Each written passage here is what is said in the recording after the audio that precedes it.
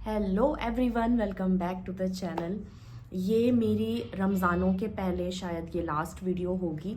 इसके बाद रमज़ान स्टार्ट हो जाएंगे तो वो वाली वीडियोस आएंगी। तो मैं काफ़ी टाइम से एक छोटी सी दुआ है, दुआ भी क्या, दो चार लफ्ज़ हैं जो मुझे लग रहा था सबके साथ मैं शेयर करूं। वैसे मैं जिनसे भी बात करती हूँ फ़ोन में या आमने सामने मिलकर, मैं अगर कोई परेशानी बताता है या कुछ तो मैं ज़रूर ये चीज़ शेयर करती हूँ। तो मैंने सोचा वीडियो में शेयर कर लेनी चाहिए रमज़ानों के पहले, तो जितने लोग भी इसको इंक्लूड कर लें अपनी दुआओं में तो बेनिफिट हो सबको।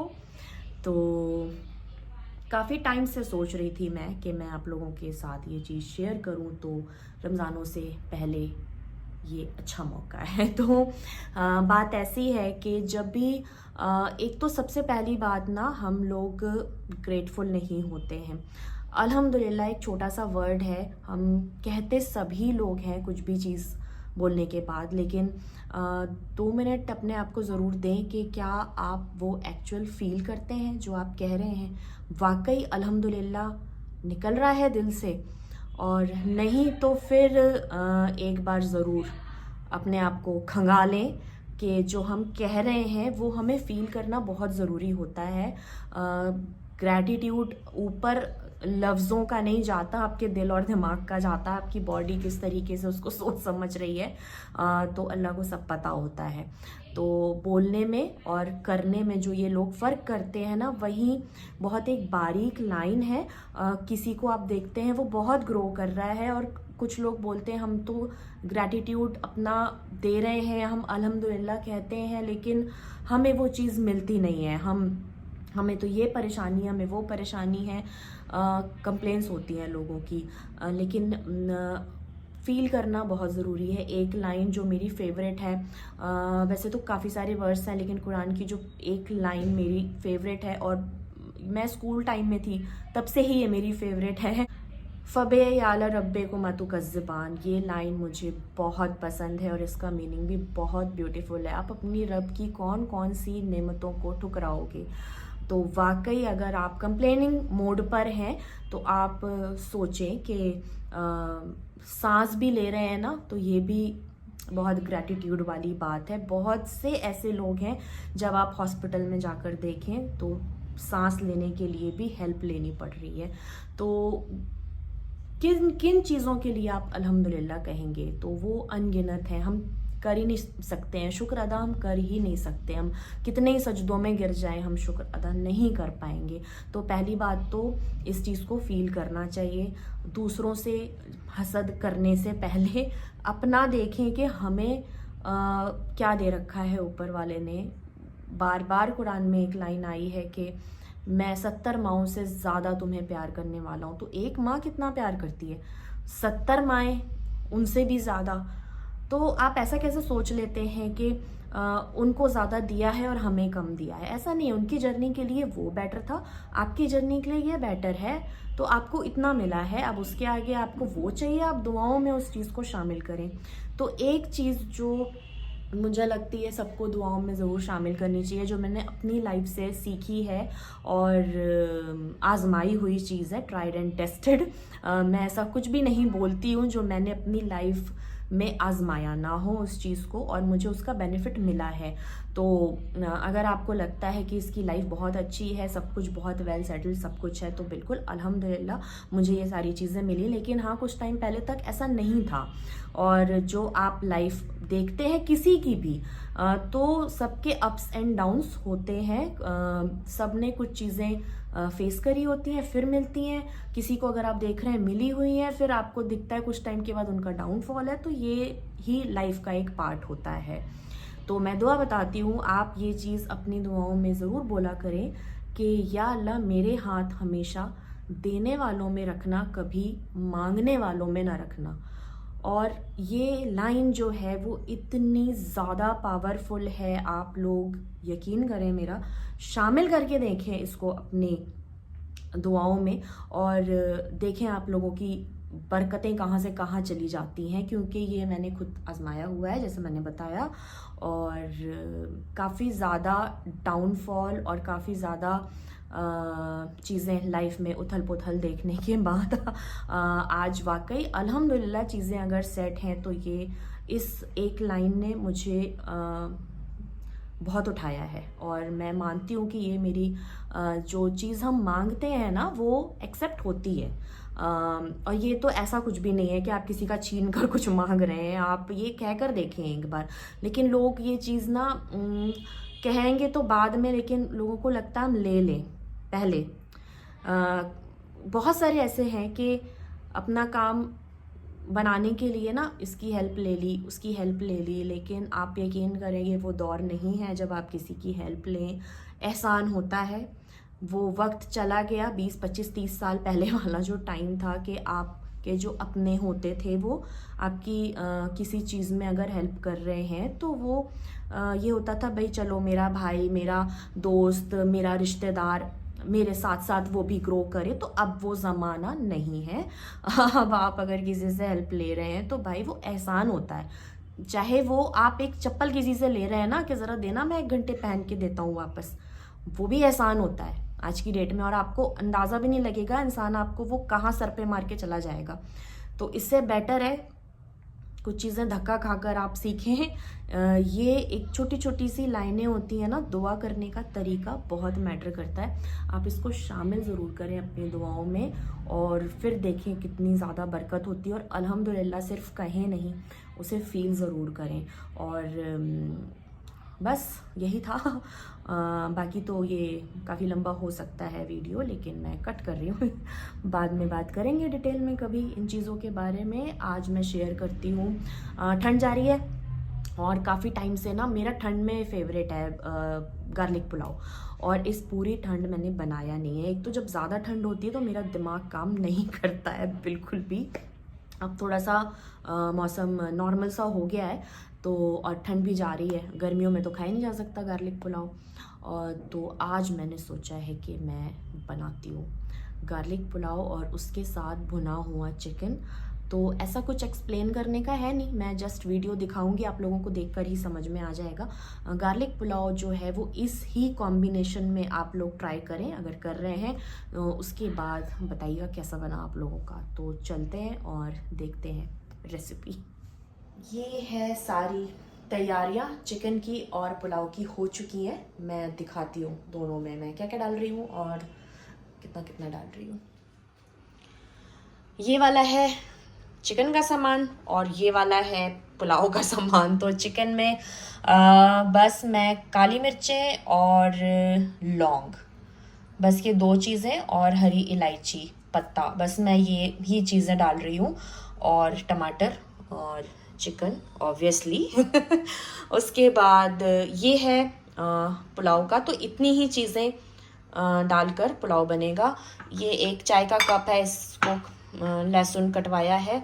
और ये टमाटर 2 बहुत बड़े बड़े जो हाइब्रिड टमाटर होते हैं, इतने बड़े बड़े से थे, वो काफ़ी हैवी ड्यूटी वाले वो हैं। और गरम मसालों में ये सारा कुछ है, आप लोग देख लें।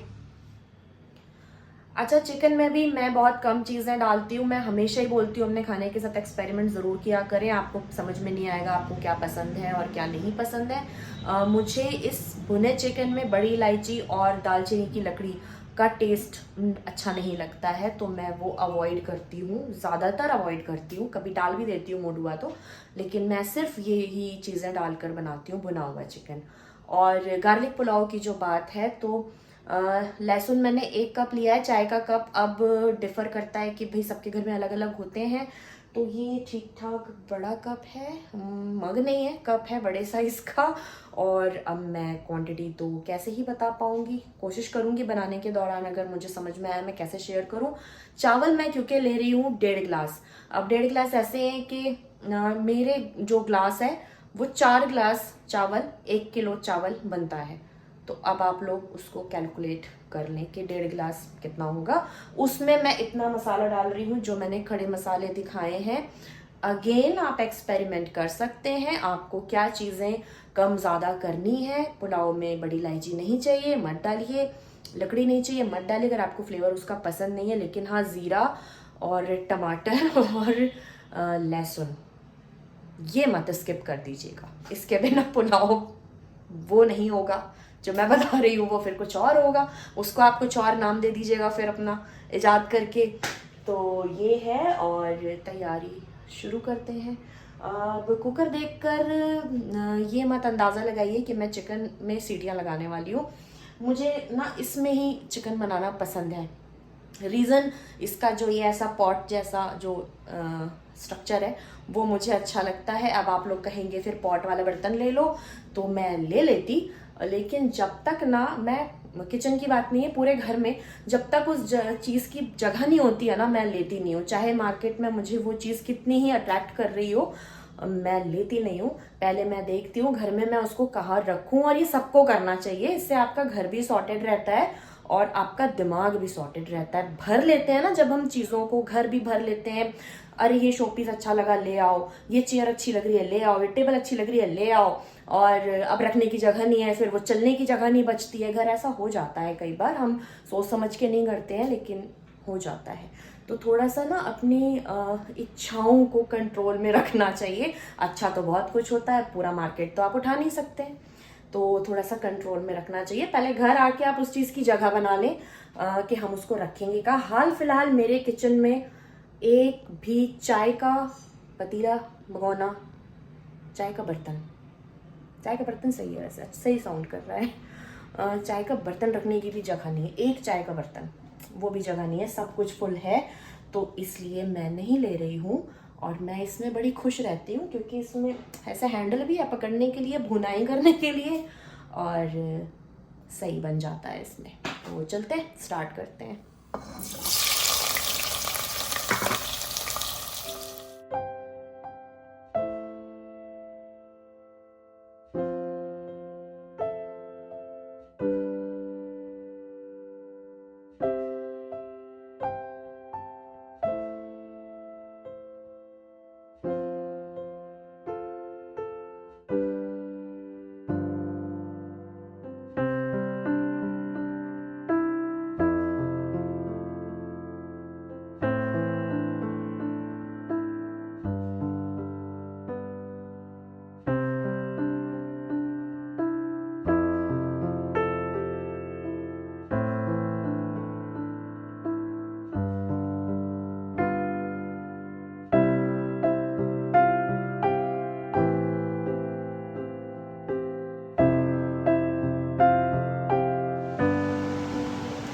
अच्छा, टमाटर ना मैं चिकन में इस तरह पहले डाल देती हूँ, और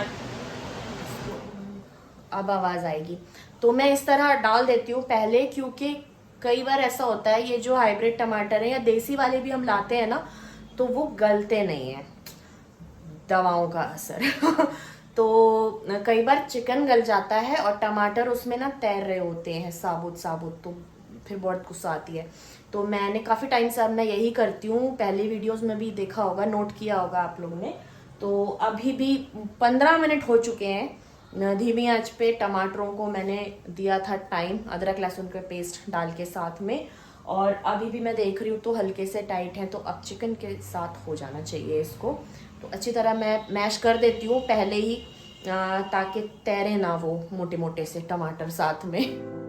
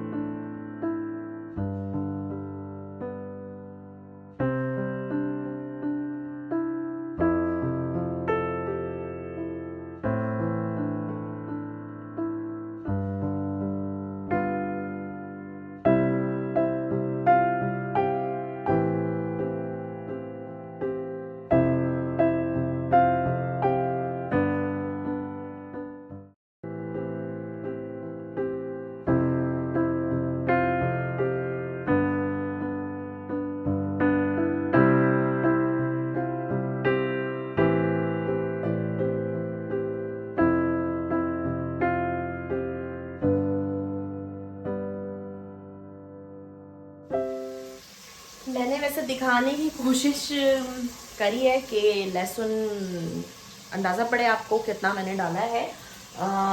बाकी नापने का मैं बता नहीं पा रही हूँ कि किस तरह नापना है। अब ये चाय का मेरा कप है, अब देख लें, 1 कप भर के डाला है। बाकी देखने से अंदाज़ा हो गया होगा, अब जो खाना बनाता है उसे ज़रूर अंदाज़ा हो गया होगा कि मैंने कितना लहसुन डाला है। मिर्चें मैंने बचा ली हैं और बाकी सारी चीज़ें डाल दी हैं। और टमाटरों का जब पानी थोड़ा रह गया था, बस 10%, तब मैंने ये सारी चीज़ें डाल दी हैं। और अब ये इसके साथ ही थोड़ा सा फ्राई हो रहा है। तो जब ये थोड़ा हल्का सा फ्राई हो जाएगा, बस फिर मैं चावल डाल दूँगा। चावल के साथ ही नमक और जो मिर्चें हैं वो मैं चावल के साथ डालूँगी। बाकी चिकन भी ऑलमोस्ट हो गया है। इसको भी बस अब आँच को फुल करके और इसकी भी कर दूँगी मैं कस के भुनाई, और दोनों चीज़ें बन जाएगी। फाइनल दिखाऊंगी कैसी है शक्ल। बाकी मेरे कंधे दुख चुके हैं और ऐसा है, मैं नोट कर रही हूँ कुछ टाइम से।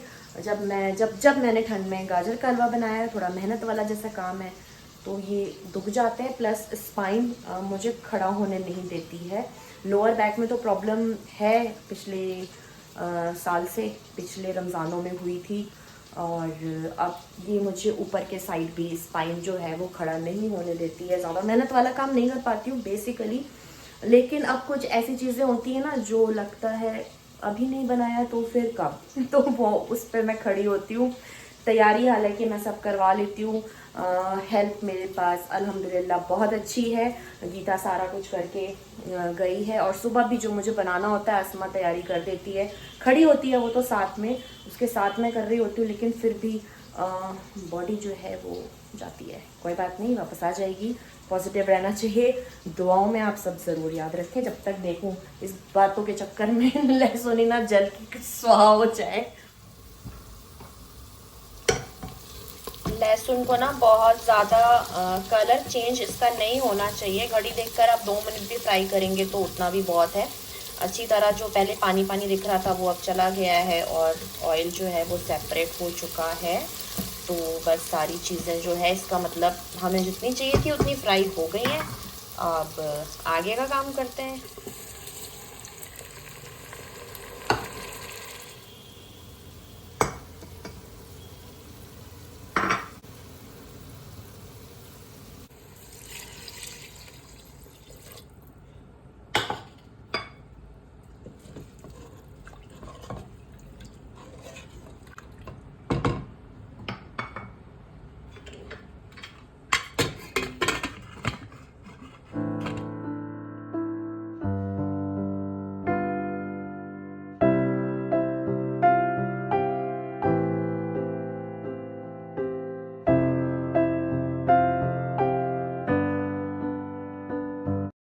ये थी रेसिपी गार्लिक पुलाव और चिकन, भुने चिकन की।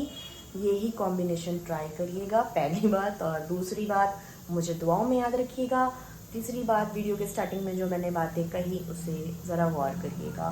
पावरफुल चीज़ है, ज़रूर शामिल करिए अपने दुआओं में, और मुझे भी याद रखिए। और मैं मिलूँगी नेक्स्ट वीडियो में, नेक्स्ट व्लॉग में। तब तक के लिए bye bye and take care.